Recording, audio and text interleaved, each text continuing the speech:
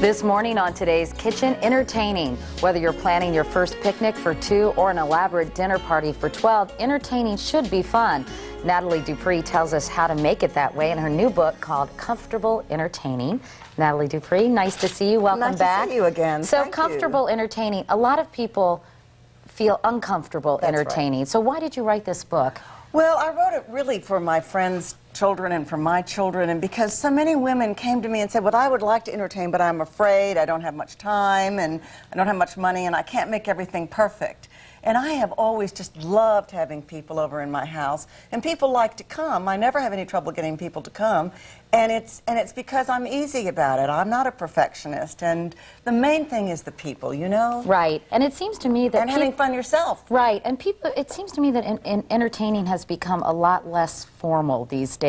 Much less. You know, you don't have necessarily a seated dinner party. It's more about like everybody cooking together and drinking wine, or maybe that's only in the commercials, but you know what I mean. That's it right. seems like it's you sort don't of have a to fun have gold thing. around your china. You have pottery and pretty colors and things like that on the table. Everything's not stilted. So a lot of these recipes, Nathalie, are these recipes that can be done fairly quickly and Not easily? only quickly and easily, these mostly can be done ahead, which is the real key. Because if you have children, you know, they're pulling on your apron strings for something, whether you're a man or a woman. So you get interrupted. Right. And what you need to do is to really be able to get things done ahead. And that's what I've done here. Like, these are the yellow tomatoes that are in season now. Well, I just popped them into the freezer. Wow, and I was going to froze say, them that's so pretty. so that I can do it later in the year.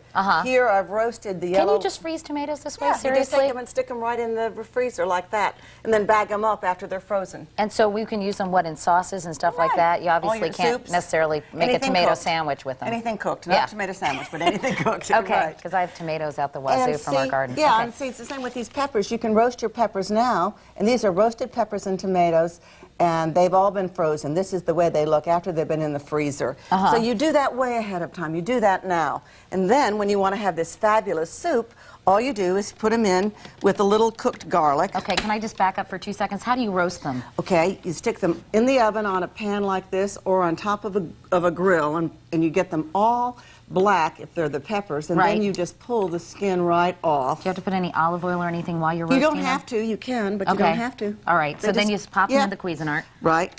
Food processor. Sorry. It's like saying Xerox or Kleenex. Right. And then you puree it.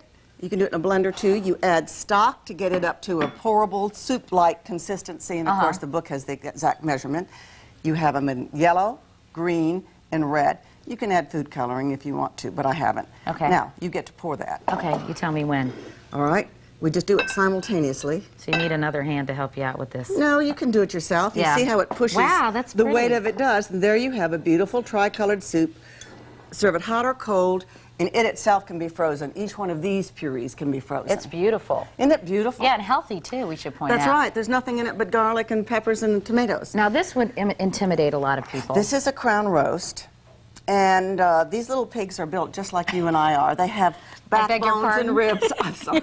Yeah. Better to say it to us than to Matt, right? Anyway, so here it is. This is the rib part of the loin, and it's what a standing rib is in beef or crown or a little rack of lambs. It's all the same cut.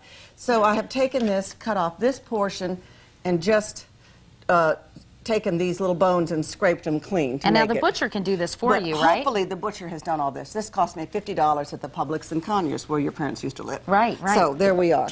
The butcher did this, tied the strings together. I rubbed it with rosemary and garlic. I put a ball of aluminum foil into it, pop it into the oven, or put it on top of the barbecue grill. There you go. And that little foil keeps it separated. If you put ground meat in it, sometimes it shrinks. we should pull this out as you pop that in the oven. And like magic, voila. it's done. Several hours later, make sure it's at 160 degrees, and then fill it with whatever you want to. If you do it on the grill, you can fill it with pineapple. This is Brussels sprouts and roasted potatoes. It's absolutely beautiful. Tomatoes. And I notice Martha Stewart wouldn't like this, but you have a store-bought cake here, Nathalie Dupree. I think that you can't do everything yourself the first day. when you're entertaining. In fact, why should you try to make everything yourself? So you take this, you put a little cocoa and sugar in there, make any little stencil. Oops, I screwed up. Sorry. I'm sorry, Natalie. Oh, Katie. We're out of time. We'll fix it during the commercial. There you go. It's See? fixed. Big deal. And we're Big having deal. fun. We had the table set right, and we had fun. And Thank who you. cares anyway about a leaf on your chocolate cake? I agree. Give me a break. Get over it. Get Thanks, over it. Natalie. Anyway, we'll be back in a moment. This is Today on NBC. I'm so sorry. I screwed up. Oh, good.